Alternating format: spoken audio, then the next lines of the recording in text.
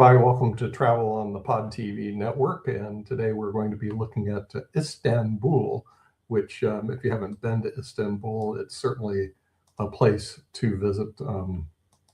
And I had to go there. A part of the reason why you want to go visit Istanbul, it's the largest city in Europe with about 16.5 million people. It's big. I mean, it's bigger than New York.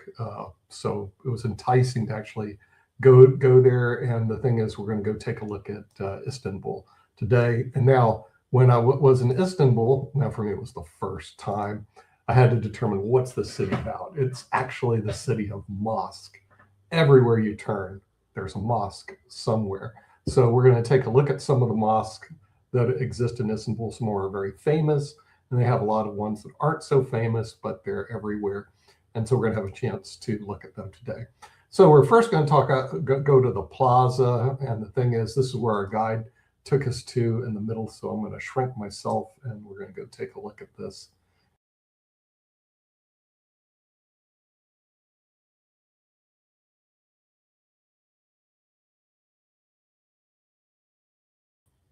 I wouldn't say it's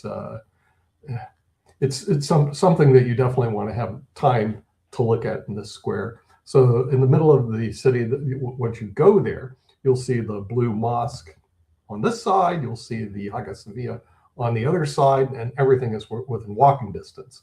When you looked on the map, it looked like these places were far away, but literally they're not. So you can actually go to the square and you're going to be close to it. And the square is very historic.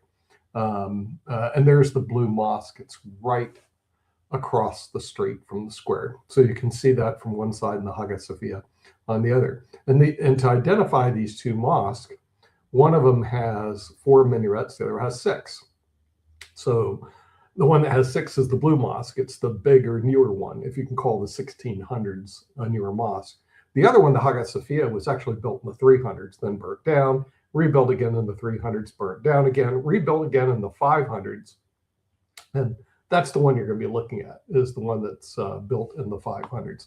But this was a newer mosque built in the 1600s. So the thing is, it's pretty grand. So when you go inside the Blue Mosque, which you'll hopefully have a chance to, and the reason they call it the Blue Mosque, it's blue, you'll notice how beautiful the stained glass windows are. And so I had to take pictures of this because they're just phenomenal. And anything that you see on the internet like this, in real life, it is a lot better. But it's certainly worth just visiting the Blue Mosque, even if you don't go to the Hagia Sophia. Now, if you go to Hagia Sophia now, it's under restoration. So we're going to see one of the problems with the Hagia Sophia today. Now, by the time you get to the video and get there, it'll probably be restored, but right now it isn't.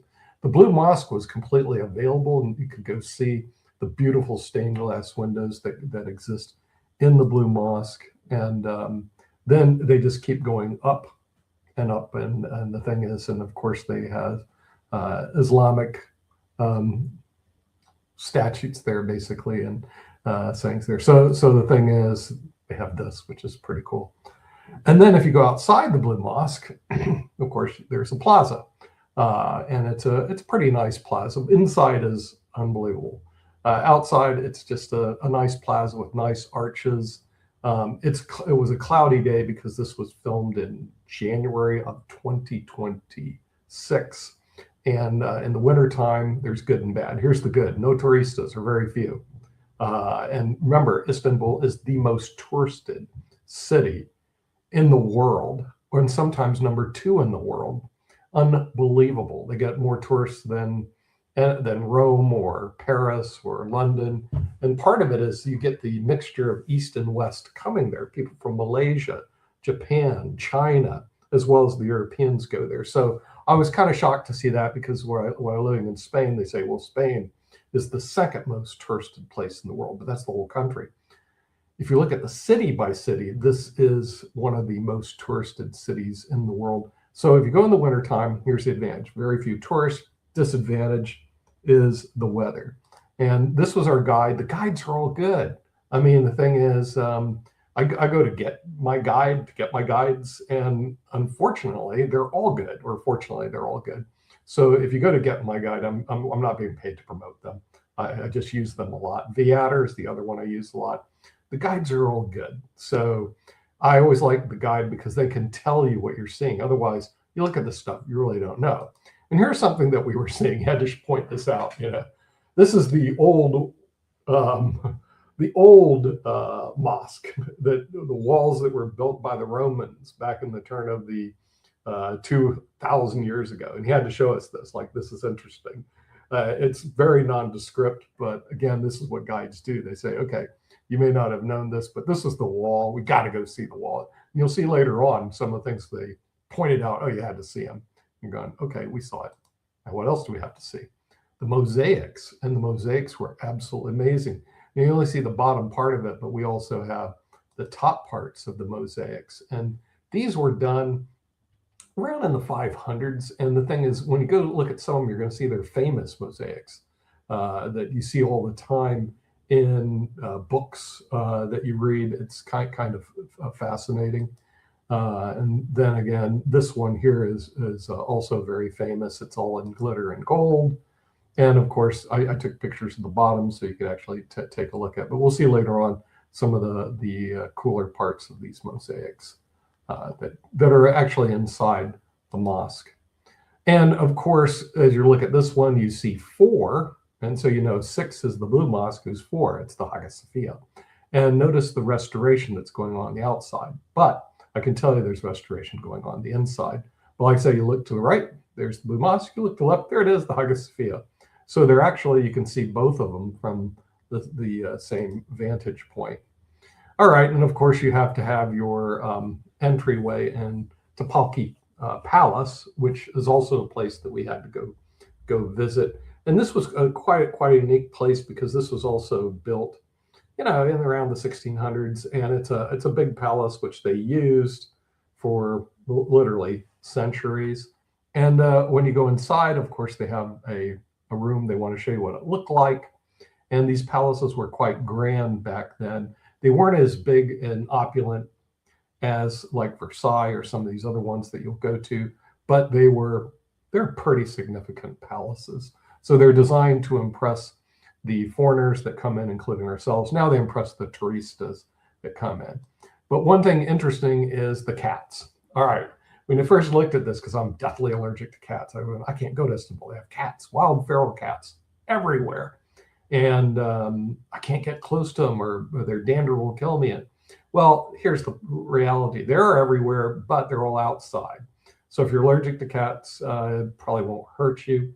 But why do they have them? They have them here in Cairo.